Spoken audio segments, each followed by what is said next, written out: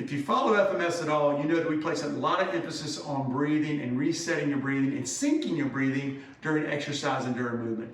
We got a lot of research that we've looked at. Dr. Kyle Kiesel's done quite a bit, so maybe check that out. Also do a breathing screen, because what we found out is we have about 60% of the people out there have breathing dysfunctions, and a lot of us don't even know it. So again, if we're looking at and prescribing breathing exercises, maybe try the screen out first to see and ensure that you're focusing on the right thing, but also making sure you are progressing and getting some results out of doing the breathing exercises. So I'm going to just do a couple of different variations of certain breathing exercises and how to sync your breath here. So I got Christina laying flat on her belly. I want to start flat on her belly. Crocodile breathing, a lot of different things you can do. I'm just going to go through a couple that we know work, and I'll point out one that Dr. Kyle Kiesel found worked in the research to improve the breathing screen. So we got you flat on your belly, and we're going to sync your breathing with your movement. I think that's the most important thing, making sure you're resetting your breathing. Now, this is not to say you're going to do this when you carry over into higher levels activity. You don't necessarily want to think about it when you're out there playing a sport or doing certain things. You've got to create good pressure to protect the spine when you're doing higher level lifts and things like that. Right now we're looking at more fundamental. We've got a supported spine position. So what I'm going to get Christina to do is first widen these hands out. I've got the little half roll under her belly, try to relax her hips and hip flexors. And all she's just going to do is extend up. But I want her breathing through her nose during inhalation. And as she goes down, she's going to exhale. So inhale during extension. And you want to slow this down. You want to do about a 4-4, 4-5, or 6 ratio. Meaning inhale on a 4 count. 3, 4. Exhale.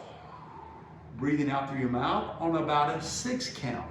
So just really nice and easy. And again, it's about resetting your breathing. And let's do about 7 to 8 reps. And I'm not going to do the whole thing here with Christina, just giving you an idea of how to go through this process. So go up, spread those hands out. Spreading the hands out, just make sure you're not putting too much stress on the back. Breathe out. In through your nose. You want to breathe through your nose as much as possible when you're doing activities. Again, nasal breathing is a filter. That's going to help create a little bit, help regulate the breath, air that's coming in and out as much as possible.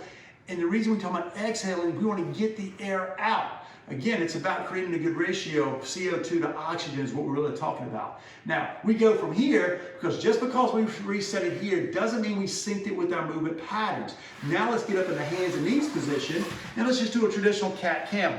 So I got Christina here, and we're going to really flex and really take that belly all the way up, all the way up, all the way up, all the way up. Keep going. And you want to inhale during extension through your nose. Exhale. All the way up, all the way up, all the way up. Keep going, keep going. Really get all that air out. Take that belly button to the ceiling, Christina. Now go down. And if you do this right, you may even get a little cramp under that rib cage. And that cramp's that diaphragm telling you, I'm working hard, I'm working hard. All the way up, all the way up, all the way, all the way up. Good, and back down. Young, old, male, female, doesn't matter. All of us could use some of these little easy little techniques. Now, the one that we found actually helps the most of this, or one of the better ones we found, based off some of the research that helps to screen or dysfunction in breathing, helps you go from a bad breath dysfunction to a little bit better, is taking one foot and put it up by your hand, Christina. So now we change your posture, change your position. We're going to do the exact same thing from this position. Take that flexion, go up, go up, go up, go up, go up, get it all out. Inhale. You're not going to be able to move. You're not seeing Christina nearly go into extension here because of the position you're in. That's okay. We're challenging you now. Now go up. Same ratio, about 4 to about 5 or 6 out. In. And nice and easy. You're not trying to rush through this. It's just nice. You're again, I'll keep saying resetting the breath so you get out of that dysfunction. Because again, this is more fundamental. We're not talking about squatting heavy weight. We're not talking about what you do when you're out there running and doing different things. Now let's go to a tall kneeling position.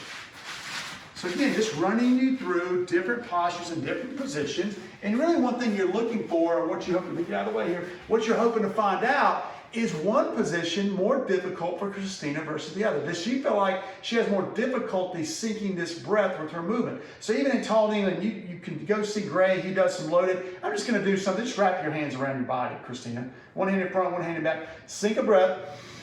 Same thing. See, what you see right here, Christina? As soon as we asked her to do that, what did she do? She raised those arms up, and I know right now this position's gonna be a little bit harder for her because we don't want to see this. Relax, relax. So just let it sink down, and you want to use that belly a little bit more. Use that belly, and I want to tell her, hey, let that low hand go out. Really expand that breath. Let it all the way out. No motion up here. See, she's still a little bit upper chest, apical breathing. So what does that tell me? We may need to spend a little bit more time right here or go back down to a little bit less challenging posture and position and focus on some breathing. See that upper chest moving? We don't want to see that. So Christina has a little bit of high threshold, so we may need to break her back down. So I'm going to give her just one more coaching point to see if I can get her out of it. Hey, nothing up here, Christina. Really relax right here. Get you up and think about expanding that belly. Take that hand to the wall. Let your breath in. Nothing up top in your shoulders. Really relax those shoulders. Everything's happening down low.